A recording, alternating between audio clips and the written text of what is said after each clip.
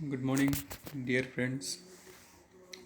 आज हम कुछ एनसीईआरटी के क्वेश्चन डिस्कस कर लेते हैं। जो हमारा चैप्टर है मोशन, ओके, उसमें आप देखिए फर्स्ट क्वेश्चन, ये एक्सरसाइज क्वेश्चन है। ओके, तो फर्स्ट क्वेश्चन क्या है? An object has move through a distance, an object has move through a distance, can it have zero displacement? If yes, support your answer with an example. कोई object जो है वो कुछ distance cover करता है, तो क्या उसका डिस्प्लेसमेंट ज़ीरो हो सकता है? यदि यस, तो आप एक एग्जांपल से समझाइए। आंसर देखिए, yes, zero displacement is possible if an object has move through distance. Suppose a body moving in a circular path start moving from point A and it return back at same point A after completing one revolution, then the distance will be equal to its circumference while displacement is zero। ठीक है, देखिए ये एक circular path है जिसमें किसी object ने यहाँ से चलना शुरू किया। ठीक है, यहाँ से चलते चलते वापस जो है वो इस पॉइंट पर अगर आ गया, इसका मतलब ये है कि उसकी डिस्टेंस तो कितनी है? डिस्टेंस क्या हो जाएगी? डिस्टेंस जो भी सर्कुलर पाथ की सरकमफ्रेंस होगी, सरकमफ्रेंस मान लो अगर इसकी रेडियस कितनी है, आर है, तो डिस्टेंस तो क्या हो जाएगी? 2πr हो जाएगी। और इसका डिस्प्लेसमेंट कितना होगा? डिस्प्लेसमेंट जीरो होगा, क्योंकि ये इसका इनिशियल पॉइंट है और ये पूरा घूमने के बाद में वापस अगर यहाँ पे आ गया तो इसका इनिशियल और फाइनल दोनों सेम पॉइंट है। इसका मतलब एक डिस्प्लेसमेंट कितना हो जाएगा इसका? ज़ीरो। तो ऐसा पॉसिबल है, डिस्प्लेसमेंट कितना? ज़ीरो पॉसिबल है। किस केस में? जब ऑब्जेक्ट सर्कुलर पाथ में क्या करे? मूव करे। ठीक है, ये यहाँ पे नेक्स्ट क्वेश्चन देखिए। A farmer moves along the boundary of a square field of 10 metre इन 40 second. what will be the magnitude of displacement of the farmer at the end of 2 minutes 22 seconds from his initial position? ठीक है, एक farmer ने एक square field में चलना शुरू किया। जैसे मान लीजिए यहाँ से चलना शुरू किया उसने। ठीक है, कितना चला ये? 10 मीटर 40 सेकेंड में। ठीक है, 10 metre 40 second. What will be the magnitude of displacement of the farmer at the end of 2 minutes 20 seconds from his initial positions. ठीक है, तो आप यहाँ पर देखिए ये इस तरीके का पाथ है। ठीक है, तो 10 मीटर वो 40 सेकंड में चल रहा है, 2 मिनट और 20 सेकंड्स में कितना डिस्प्लेसमेंट होगा? ठीक है, ये आपको क्या करना है? फाइंड करना है। देखिए given size of square, side of square field कितना है? 10 सेंटीमीटर। ठीक है, तो टोटल पेरीमीटर कितना हो जाएगा? ये 10 है, ये भी 10 है, ये भी 10 है। आपको मालूम है स्क्वायर में सारी साइड्स इक्वल होती है। ठीक है, तो ये कितना हो गया? 40 मीटर हो गया। टोटल कितना चला हुआ? 40 मीटर। ठीक है, farmer moves along the boundary in 40 second. Time कितना है? 2 मिनट्स 20 सेकेंड। इसका मतलब टोटल टाइम हम सेकंड में निकाल लें। 1 मिनट में 60 सेकेंड होते हैं, तो 2 मिनट में 120 और 20 और ऐड कर लीजिए, 140 सेकेंड्स हो जाएंगे। Since in 40 second farmer moves 40 metre. ठीक है, ठीक है, 40 मीटर 40 सेकेंड में कितना चल रहा है? वो 40 मीटर चल रहा है। कितना चल रहा है? तो 1 सेकेंड में कितना चलेगा? 40/40 हम कर दें। ठीक है, मतलब कितना चल रहा है? वो 1 मीटर चल रहा है। तो 140 सेकंड में कितना चलेगा? 140 सेकंड में 1 सेकंड में 1 मीटर चल रहा है, तो 140 सेकंड में कितना चलेगा? 140 मीटर। ये आंसर यहाँ पे कितना हो जाएगा? 140 metre. Now the number of rotation to cover 140 along the boundary. ठीक है, total distance upon perimeter, total distance upon perimeter. Total distance कितनी हो गई? 140। यहाँ पर देखिए 140 अपॉन पेरीमीटर कितना है उसका? 40। तो ये इतने राउंड हो गए, 3.5 राउंड उसके पूरे उसने कर ली। Thus after 3.5 round farmer will at point C. देखो आप डायग्राम में देखिए, पहला राउंड यहाँ से चला, यहाँ से चला, या इसमें एरो जो बना, एरो की डायरेक्शन हम देख लें। यहाँ से चलना शुरू किया, फिर यहाँ से चला, यहाँ से चला, यहाँ से एक राउंड पूरा हुआ, दूसरा 2, फिर यहाँ पे आ गया दूसरा राउंड, फिर ये तीसरा राउंड। ठीक है, तो 3 राउंड तो पूरा कंप्लीट हो गया। अब 3.5 राउंड है, मतलब ये यहाँ से चलेगा और ये यहाँ पे आएगा इस सी पॉइंट पर। ठीक है, यहाँ पर आएगा। तो हमको ये डिस्टेंस निकालना है ए सी हम कैसे निकालेंगे? ए सी हम कैसे फाइंड कर सकते हैं? ये डायगोनल है, तो आपको मालूम है डायगोनल कैसे निकालते हैं। पाइथागोरस थ्योरम आप लगा दीजिए इस ट्रायंगल के अंदर। इसमें अगर हम पाइथागोरस थ्योरम लगाएंगे तो क्या होगा? पाइथागोरस थ्योरम कैसे होगा? 10 का स्क्वायर प्लस ये वाली साइड भी 10 है, 10 का स्क्वायर अंडर रूट में। ठीक है, 10 का स्क्वायर 100 प्लस 100, 100 प्लस 100 कितना आएगा? 200, 200 का रूट। ठीक है, यहाँ पे सॉल्व किया हुआ नीचे ये डायगोनल ए सी जो डिस्प्लेसमेंट होगा 10 स्क्वायर प्लस 10 स्क्वायर रूट में 200 या 10√2 metre. Thus after 2 minute 20 second the displacement of the farmer will be 10√2 metre north east from initial position. इसका मतलब ये है कि वो इस डायरेक्शन में होगा, नॉर्थ ईस्ट। अगर हम इसको डायरेक्शन देखें, ये इधर ऊपर नॉर्थ होता है, ये साउथ है, इधर ईस्ट है और इधर वेस्ट। ठीक है, तो ये किस डायरेक्शन में है? ये यहाँ पे देखिए आप, नॉर्थ ईस्ट डायरेक्शन। ठीक है, now question number 3, which of the following is true for displacement? It can be zero, it can not be zero, its magnitude is greater than displacement travel by object.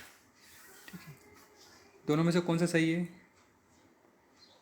None of one and B are true. दोनों में से कोई भी सही नहीं है, क्योंकि इसका डिस्प्लेसमेंट जो है वो ज़ीरो हो सकता है, अभी हमने प्रूफ किया। Its magnitude is greater than distance travel by the object, ये भी गलत बात है, क्योंकि अभी सर्कुलर पाथ में डिस्टेंस कितनी थी? 2πr थी। ठीक है, और इसका डिस्प्लेसमेंट कितना था? x कितना आया था? 0 आया था। तो ये डिस्टेंस तो ज़्यादा है, डिस्प्लेसमेंट कम है। इसका मतलब ये कि दोनों चीज़ इसके अंदर पॉसिबल नहीं है, दोनों सेंटेंस रॉन्ग है। Now next question, distinguish between speed and velocity. ये मैंने आपको अच्छे से लिखवाया है। स्पीड में सिर्फ मैग्नीट्यूड होता है, लेकिन वेलोसिटी में डायरेक्शन और मैग्नीट्यूड दोनों होता है। स्पीड स्केलर क्वांटिटी है, वेलोसिटी वेक्टर क्वांटिटी है। ठीक है, उसके बाद क्वेश्चन नंबर 2 देखिए, under what condition is the magnitude of average velocity of an object equal to its average velocity?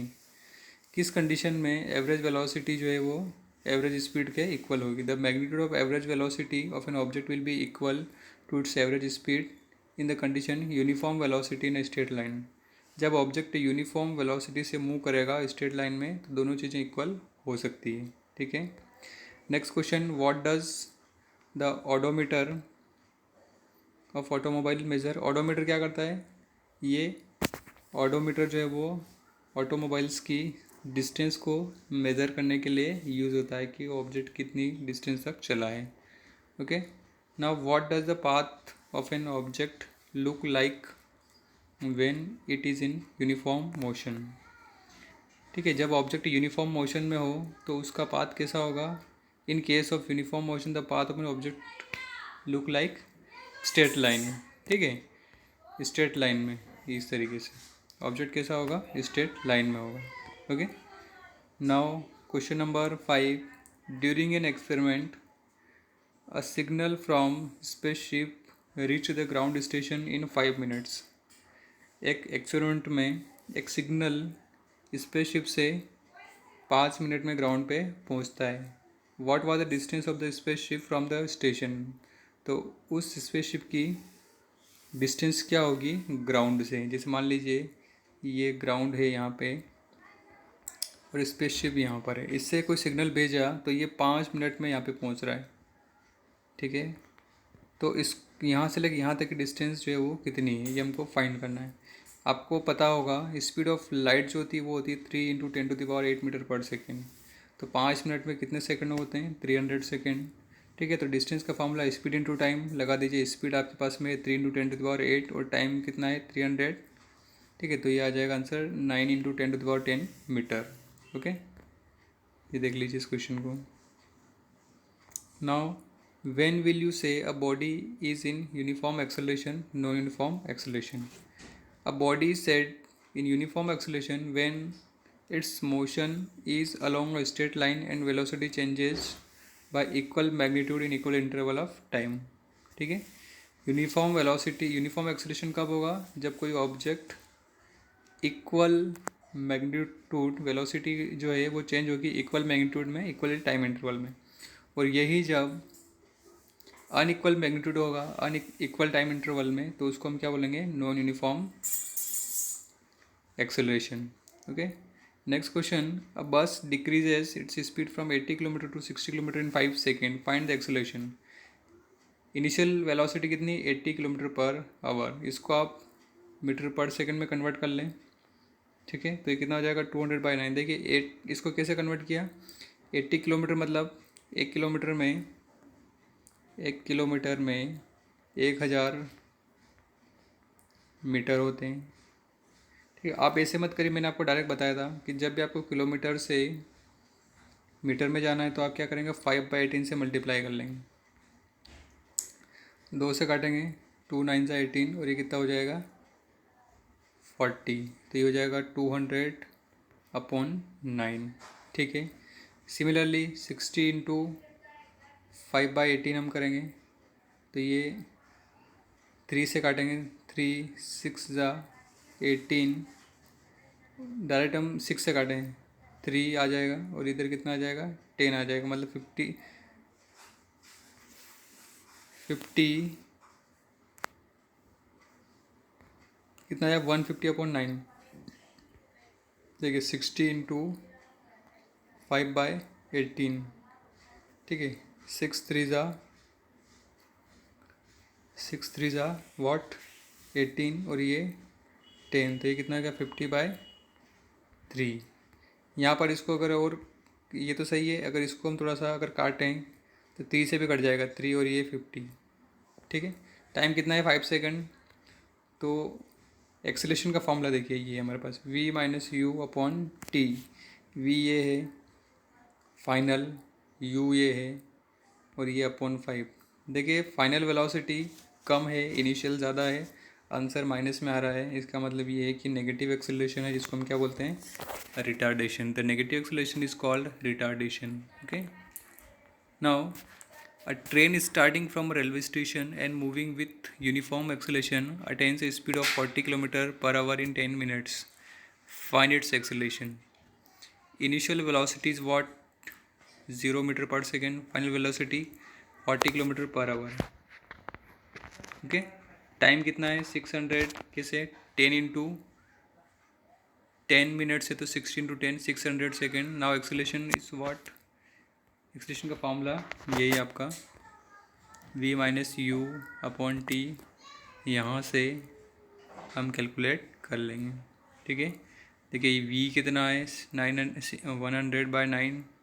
u कितना है? 0 और ये कितना है? टाइम 600. 1/154 या 0.0185 मीटर पर सेकेंड स्क्वायर. ओके, और कुछ क्वेश्चन है. What is the nature of distance time graph for uniform and non-uniform motion of an object? ठीक है, the slope of distance time graph for an object in uniform motion is a straight line. कैसा है? straight line. The slope of distance time graph for an object in non-uniform motion is a non-straight line. दोनों के लिए, uniform के लिए straight line आएगा, non uniform के लिए स्ट्रेट लाइन नहीं होगा. इस तरीके से देखिए, इस पहले में तो इस तरीके से ग्राफ आएगा, दूसरे वाले में ग्राफ कैसा होगा? इस तरीके से होगा. तो इस तरीके से नॉन यूनिफॉर्म हो जाएगा. ठीक है, what can you say about the motion of an object whose distance time graph is straight line parallel to the x axis.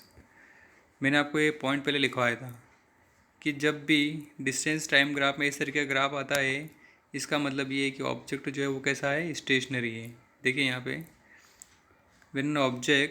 when the slope of distance time graph is straight line parallel to x axis, the object is stationary. Okay, now question number 3.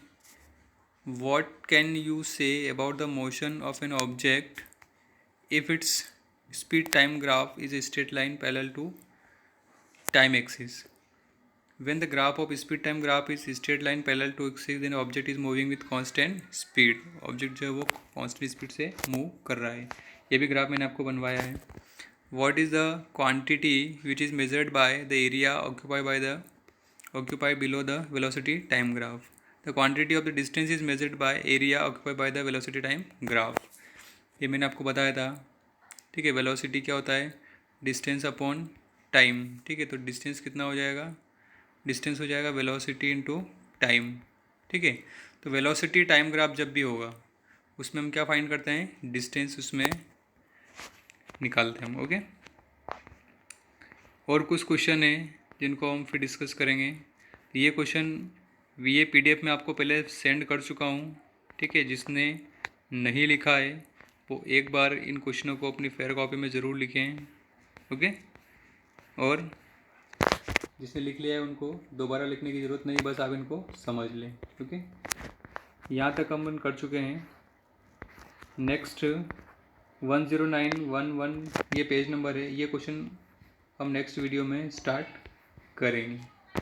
Okay, ये Intex question है. Intex question के बाद में हम NCERT question जो है वो ले लेंगे. ओके.